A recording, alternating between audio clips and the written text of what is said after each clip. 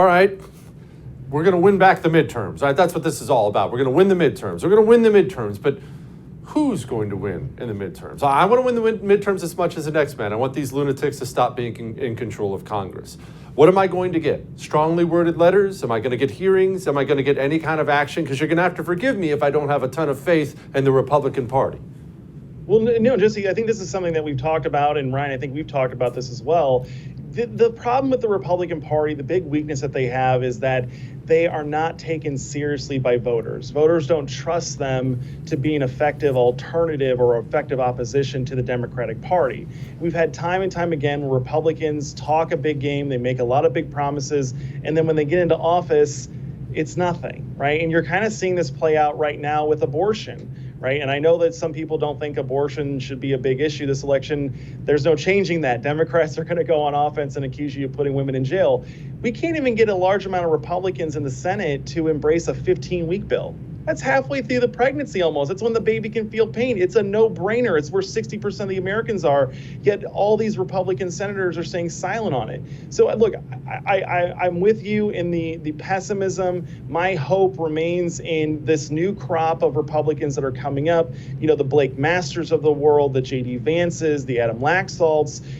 These are new guys that are coming up, and they're very bold. They're serious, and they're tired of the way things have been running, and they want to make a serious change. And so I think we get more on those guys running. This is going to take a change in leadership. And I wouldn't expect anything too huge to come out of this next Congress, primarily because we'll have a Democrat president. But at the same time, there is a new generation of Republicans that are taking the stage.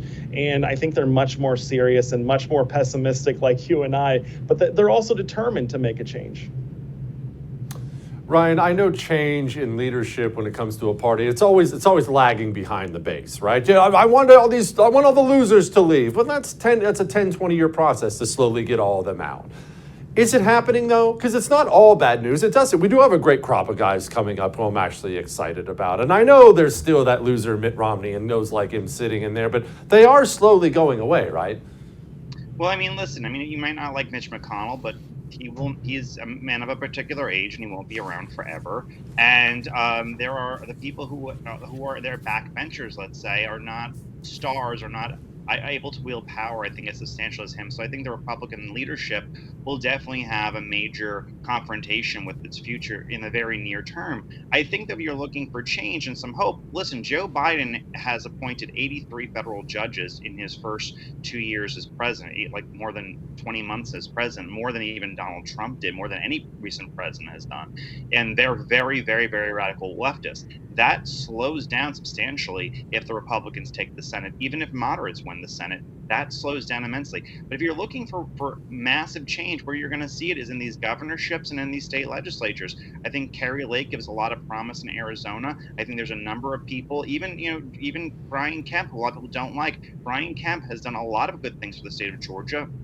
And I think you have Ron DeSantis in Florida, and you have the state legislatures. You're going to see immense changes when it comes to, even social issues, education, crime, policing, the trans issues. Tennessee became the first state to ban performing a transgender operation on a minor. I think you'll see that replicated across the board. And a lot of these loser Republicans, like the governor of Arkansas, who vetoed those bills, are being replaced by much stronger, even if they're more moderate, they are more right-wing versions of the people they're replacing. So there's a lot of hope to be had, especially at the local level, and that's where your vote matters the most.